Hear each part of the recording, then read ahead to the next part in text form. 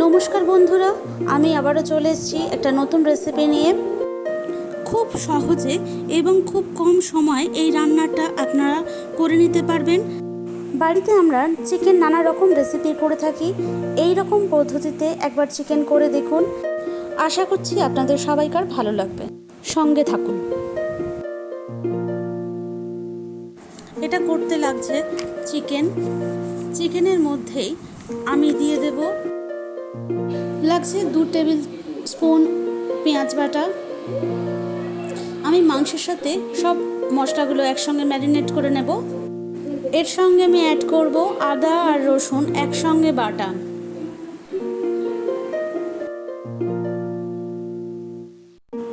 আর লাগছে হলুদ গুঁড়ো, লঙ্কা গুঁড়ো, এটা আমি কাশ্মীরি মির্চ ইউজ করেছি। লাগছে জিরে গুঁড়ো,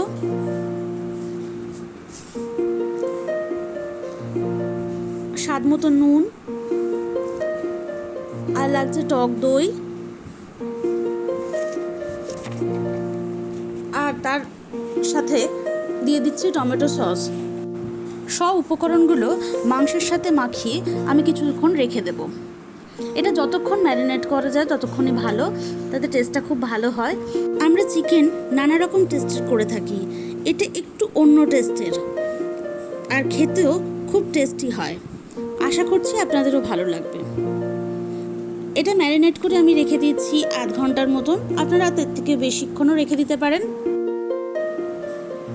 এবার কড়াটা গরম বসাচ্ছি, কড়াতে তেল দিয়ে দেব। এখানে 2 চামচ মতন সাদা তেল দিয়ে দিয়েছি।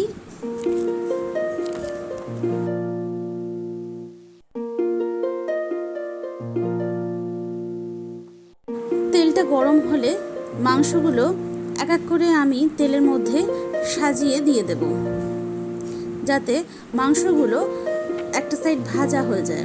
হালকা ডিপ ফ্রাই নয়, হালকা একটু ভাজার মতন হবে।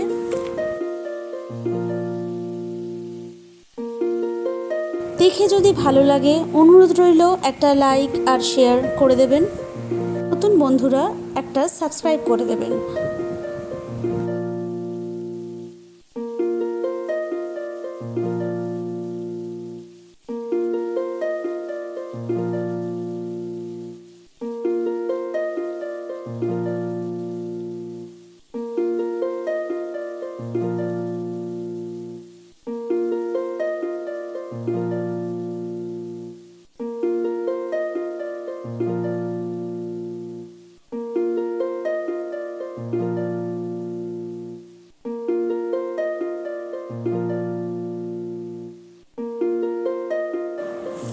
একটা সাইড হালকা ফ্রাই হয়ে গেছে, আমি এবার অপোজিট সাইড চেঞ্জ করে দেবো, যাতে সেই সাইডটাও হালকা যেন ফ্রাই হয়ে যায়।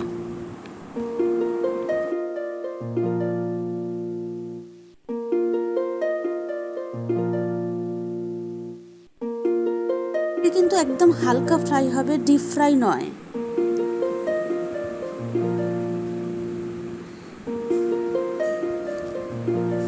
একটু নাড়িয়ে চাড়িয়ে নিয়ে ভালো করে বাদবাকি যে ম্যারিনেট করার যে মশলাগুলো আছে সেগুলো আমি এতে ঢেলে দেব।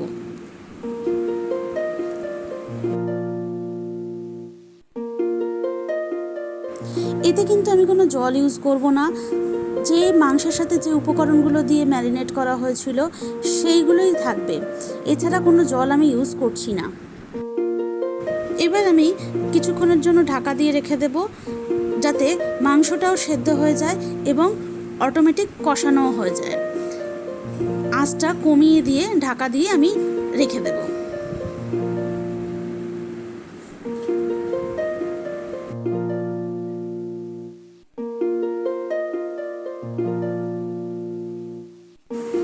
দেখুন আমি ঢাকাটা সরিয়ে দিয়েছি, মাংসটা মোটামুটি রেডি। মাংস থেকে তেল ছেড়ে এসছে, মাংসটা সেদ্ধও হয়ে গেছে। এই মাংসের তেলেই আমি দিয়ে দেব কারি পাতা, আর তার সাথে আমি অ্যাড করব কাঁচা লঙ্কা। কাঁচা লঙ্কাগুলো মাঝ বরাবর আমি চিড়ে নিয়েছি। চিড়ে নিয়ে কাঁচা লঙ্কা আর কারি পাতাগুলো মাংস থেকে যে তেল বেরিয়েছে এই তেলের সঙ্গেই নেড়ে চেড়ে একটু ভেজে নেব। এটা দেওয়াতে মাংসের টেস্টটাও একটু অন্যরকম হবে, আর কারি পাতা দেওয়াতে কারি পাতার একটা সুন্দর গন্ধও বেরোবে। আপনারাও বাড়িতে করে দেখুন, আশা করছি আপনাদেরও খুব ভালো লাগবে। তার জন্য আমার এই রান্নার রেসিপিটা একটু দেখুন, আর কেমন লাগলো কমেন্ট করতে ভুলবেন না। এই রেসিপিটা করতে খুব কম সময় লাগে এবং উপকরণও কম লাগে, কিন্তু খেতে খুব সুস্বাদু হয়। লাস্টে আমি একটু ধনেপাতা দিয়ে দেব, যদি থাকে আপনারাও দিয়ে দিতে পারেন, এতে আরও সুন্দর লাগে খেতে। রান্নাটা যদি আমার ভালো লেগে থাকে তাহলে অনুরোধ রইল একটা লাইক শেয়ার করবেন। আমার চ্যানেলে আপনারা যদি নতুন হয়ে থাকেন তাহলে একটা সাবস্ক্রাইব করে দেবেন।